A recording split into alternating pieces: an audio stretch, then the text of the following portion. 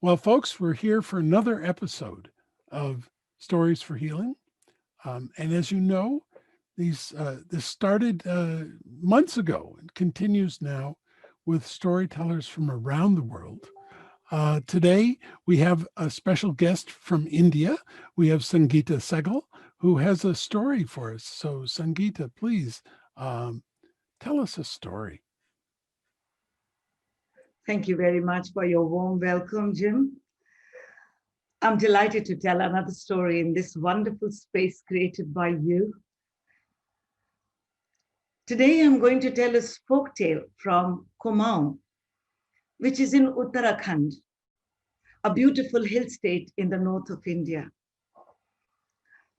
Kumaon is popularly known as Devbhoomi. That means the land of gods. Most of Kumaon is pristine. It's unexplored. The densely forested slopes of the hills are full of the original flora and fauna. The many natural waterfalls have clean and sparkling water from the melting glaciers.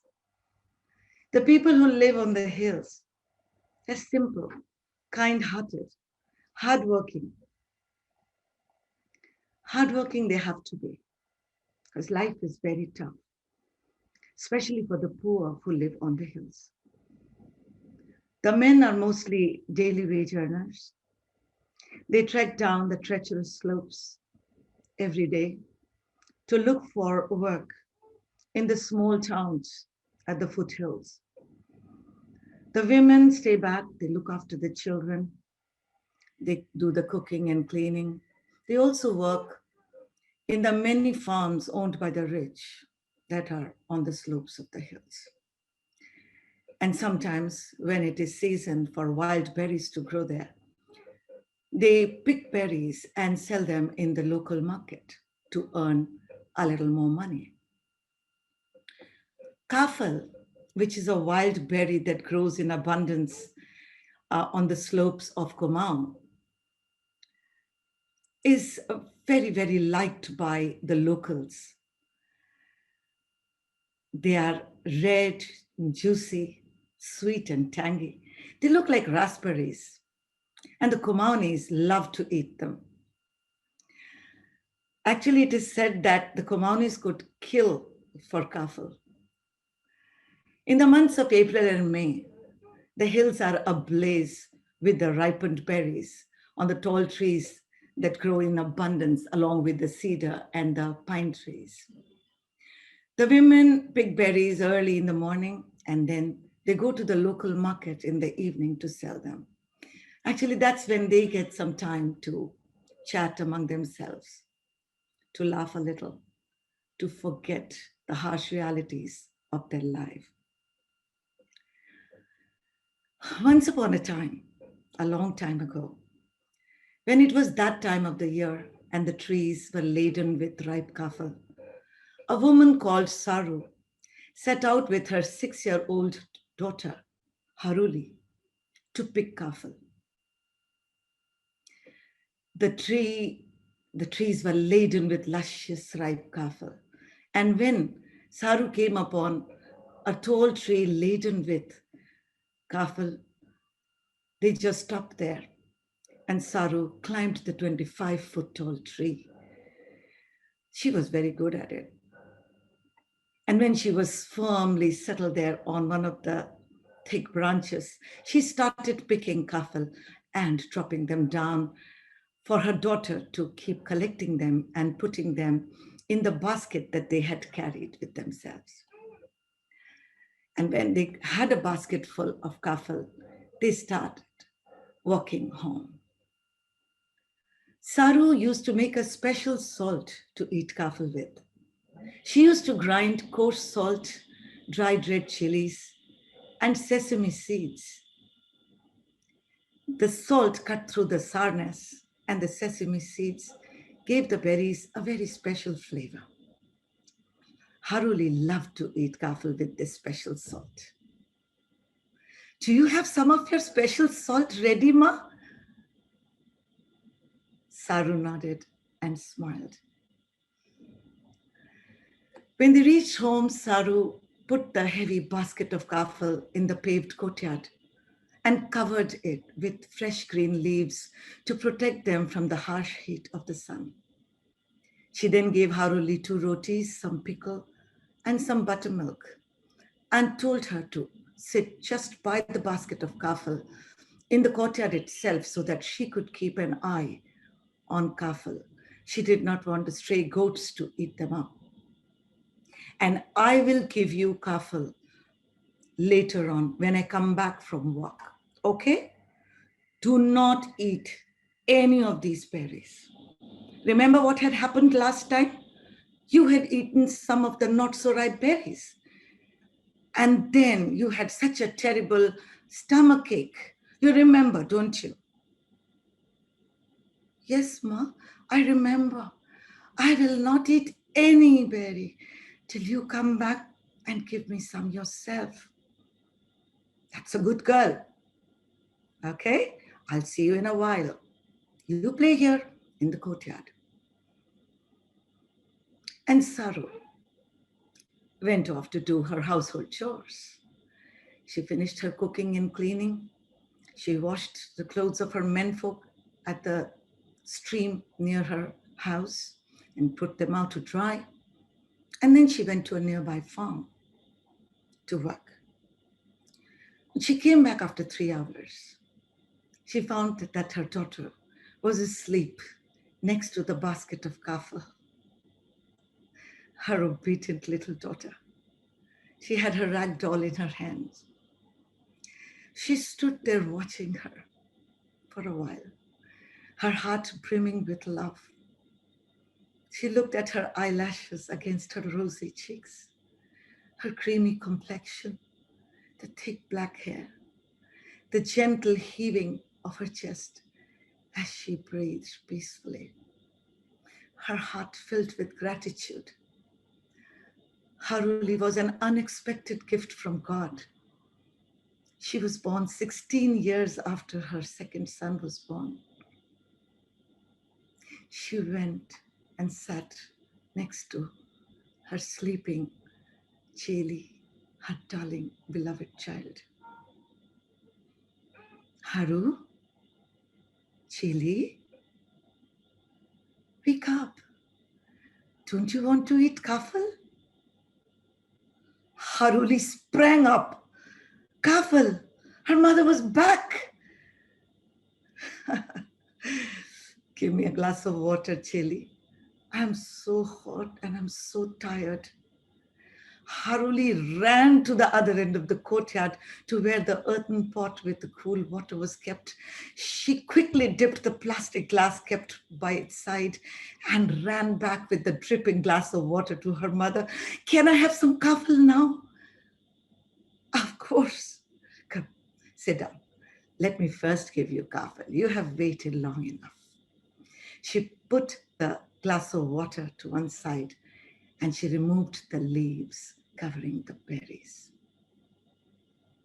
But when she did that, she got very angry. The basket was no longer full. You greedy, naughty little child! Didn't I tell you not to eat any berries? But Ma, I didn't eat any berry. I didn't eat even one berry. Oh, so it's not enough to disobey me. And now you're going to lie to me as well. Mama, please believe me. I promise you. I haven't eaten a single berry, Mama. You told me not to eat any, and I didn't. You come here. Come here. Where are you running off to? Come here. Come to me. And I will teach you a lesson that you're not going to forget in this lifetime. Mama, please don't beat me. I have not eaten any berry. Mama, please believe me. I haven't. Then why are you trying to run away? Do you want me to get up? Wait. And as soon as Saru made to get up from there, Haruli started running. He started running. That angered Saru so much that she actually got up and started running after Haruli. When Haruli, running faster and faster, looked over her shoulder and saw her mother following her with rage written all over her face, she started running faster still. But soon, Saru caught up with her and she reached out to get a hold on her frock. Haruli gave a piercing scream, and at that moment, something very strange happened. In front of her unbelieving eyes, her daughter started shrinking. She started sprouting feathers, wings, and as Saru stood gaping, stunned, her mouth hanging open, her daughter turned into a bird. In a matter of a few seconds, she turned into a bird and she flew away, far away from her reach. Kafilpako, menichako, Kafilpako, menichako. The bird kept calling. Again and again it kept calling. Have I lost my mind? How could my daughter turn into a bird just like that? Am I dreaming? Is my daughter still asleep at home? Oh my God. My head is... Oh, I'm feeling so giddy. She whirled around and started running home. Stumbling, stubbing her toes, falling down, getting up. Haru! Haruli! She kept running in and out of her house like a mad woman, looking for her daughter in the same places that she had looked for many times earlier. It was late in the evening when she opened her eyes. She was lying on the floor. The sun seemed to have set already. Her heart was already thumping in her chest. Her eyes darted around as she lay motionless, scared to get up in case she really did not find her daughter anywhere. She was hoping against hope that she would be able to see Haruli again somewhere in the house. She was hoping that it had all been a nightmare. But she couldn't see her daughter anywhere. She dragged herself up somehow and had not taken even a few steps when she suddenly saw the basket. The basket was full. And then she realized what must have happened. The berries must have shriveled in the heat of the afternoon sun. And now, with the kiss of the moist evening breeze, they had plumped up again and filled up the basket. She sank down onto the ground, overcome with sorrow. Her daughter was telling the truth. She had not eaten any berry. What a terrible thing she had done, trying to punish her little daughter for a wrong that she had not done. They are all there, daughter. They are all there. They are all there, my daughter. They are all there. Oh, please come back to me. Come back to your Rija. I am so sorry. I am so sorry, my dear. Please forgive me. Come back to me. How will I even live without you? They are all there. They are all there. Oh God, what do I do now? How do I get my daughter back? What do I do? They are all there, doctor. They are all there. Please come back to me. Please forgive your mother. Please, please forgive your mother, daughter. So great was her grief. So strong her desire to make up for her mistake, to hold her daughter again in her arms, against her heart, that she too started turning into a bird. And she soon flew off into the sky to look for her daughter. Itukiche, itukiche, itukiche, itukiche, itukiche, itukiche. Her husband and two sons, who were at that point of time climbing the hill on their way home after their hard day's work, were startled by the urgent screeching calls of the two birds. One saying, Kafil Pako, Meni Chako, Kafil Pako, Meni Chako, and the other, Itukiche, Itukiche, Itukiche, Itukiche. They asked each other, what birds are these? Little did they know what had befallen them. The people of Kumau believe that the two birds that circle the sky in the months of April and May every year, one crying, Kafil Pako, Meni Chako, which means the berries are ripe, but I haven't tasted any. And the other crying, Itukiche, Itukiche, which means they are all there, daughter. They are all there, are the mother and daughter. Oh, what an amazing story. Oh, thank you. Thank you. Is there a name to that story? Basically, it is a folk tale, Jim, Yeah. and this is my adaptation Hmm. of the story. I've given the woman a family in the folk tale. She's a widow, Ah, and I've made many such changes. There is no name, okay. but I could say maybe there's no name actually. It is just one of those very, very popular folk tales from Uttarakhand.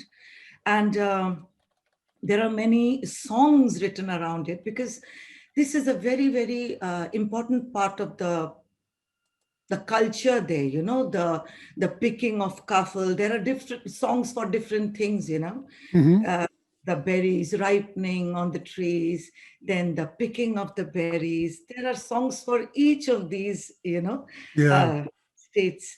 So it is a very important part of their, I won't say diet, but this is something that they Right. love to eat. They earn money, out of it. So it's a very important part of their lives. Sure. And Sure. I have named it Kafal Pako, which in the local language that they speak means the berries are ripe. Okay. Okay. Yeah. Wonderful. Wonderful. And there is a real special uh I don't want to say this, a special delight to hearing a story that is more than just a short episode, that has length and breadth to it. And this certainly does. This certainly does. Thank you so Yeah. much. I just thought that, we parents, and especially now, I mean, that's what I feel. Yeah. Parents don't really listen to children. Hmm. Hmm. And in their busyness, and they are very preoccupied. They don't really listen to children. And sometimes such irreparable losses Yeah. happen Yeah. that They are do. unthinkable. They can. I And just thought that this message needed to go out. I thank you deeply for it. Thank you so much. Thank All right. So, folks, Oh, we're going to switch this. Now we're good. So, folks, thanks again for being part of this project, for being listeners, for hearing these wonderful stories. What amazing things we can learn from each other. And, and I think especially when the person that we're learning from is a little different than we are, because that's when we learn the really new things. When we don't just find somebody who's surely to agree with us, but to tell us things in a different way that we might not be accustomed to. How wonderful that is. So continue to watch us, continue to look for our series, and we'll see you next time. Bye bye.